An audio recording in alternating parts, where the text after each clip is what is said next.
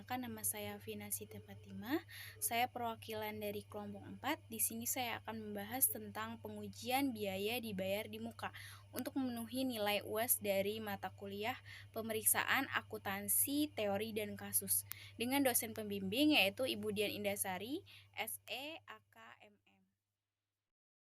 Pada biaya dibayar di muka ini saya akan menjelaskan 7 poin, yaitu yang pertama pengertian pemeriksaan akuntansi, yang kedua yaitu tujuan pemeriksaan akuntansi, yang ketiga yaitu tahapan audit, yang keempat yaitu pengertian dari biaya dibayar di muka, yang kelima yaitu tujuan dari biaya dibayar di muka, dan yang keenam yaitu soal pengujian biaya dibayar di muka. Dan yang terakhir yaitu penjelasan dan pembahasan dari soal pengujian biaya. Baiklah, pada poin pertama yaitu pengertian pemeriksaan akuntansi. Secara umum, pengertian pemeriksaan akuntansi yaitu sering disebut juga auditing, yang pengertiannya yaitu sebuah proses yang sistematik supaya mendapatkan serta mengevaluasi beberapa bukti baik fisik maupun non-fisik secara objektif berdasarkan pernyataan pertanyaan dari kegiatan atau aktivitas ataupun kegiatan ekonomi yang bertujuan menetapkan kesesuaian antara pernyataan berdasarkan kriteria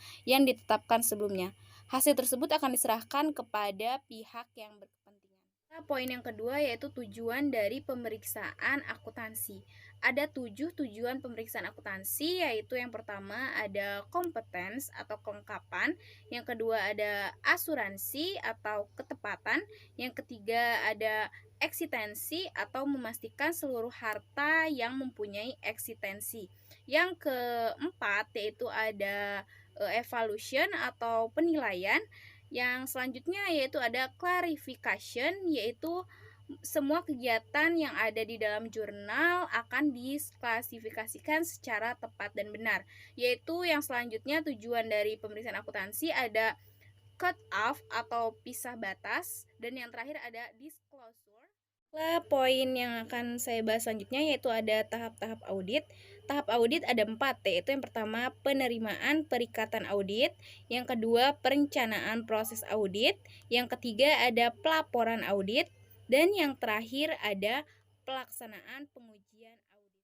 Baiklah, poin selanjutnya yaitu pengertian dari pengujian biaya dibayar di muka, yaitu artinya biaya yang dapat habis terpakai seiring berjalannya dengan waktu atau melalui pemakaian yang memiliki masa manfaat lebih dari satu periode akuntansi dan dicatat sebagai aktiva.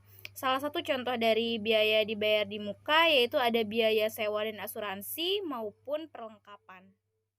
Yaitu tujuan dari pengujian biaya dibayar di muka. Yang pertama ada asuransi dan cut off, yaitu meyakinkan bahwa pembebanan biaya yang dibayar di muka memang merupakan beban untuk tahun berjalan dan telah dihitung atas dasar yang dapat diterima dan digunakan pada periode sebelumnya. Dan yang kedua ada classification dan disclosure, yaitu menentukan bahwa perkiraan tersebut telah diklasifikasikan dengan tepat. Ada hal-hal yang penting dan poin selanjutnya yaitu ada soal pengujian biaya dibayar di muka. Di samping ini ada rincian atau schedule rekening biaya dibayar di muka pada PT Seroja selama 2011. Yaitu di situ ada keterangannya ya. Diminta buatlah kertas kerja audit untuk rekening biaya dibayar di muka. Baiklah, selanjutnya saya akan membahas pembahasan dari soal pengujian biaya dibayar di muka. Yaitu yang pertama ada gedung kantor pusat seharga 225 juta selama 2 tahun, maka sewa per bulannya yaitu 225 juta dibagi 24 sama dengan 9.375. Nah, jadi biaya sewanya tahun 2015 yaitu dari tanggal 1 bulan 1 2015 sampai akhir tahun atau tanggal 31 bulan 12 tahun 2015 yaitu 12 bulan dikali 9.375, maka hasilnya 112.500.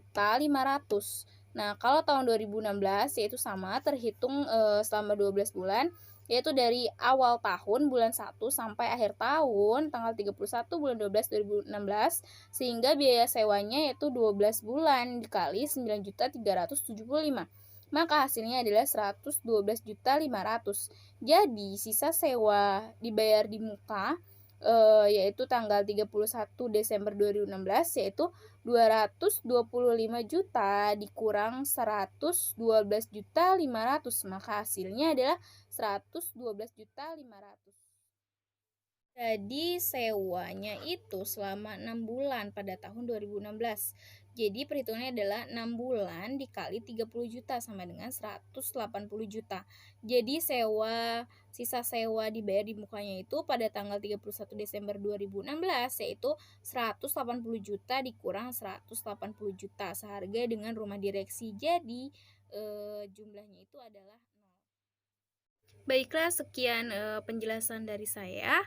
Wassalamualaikum warahmatullahi wabarakatuh.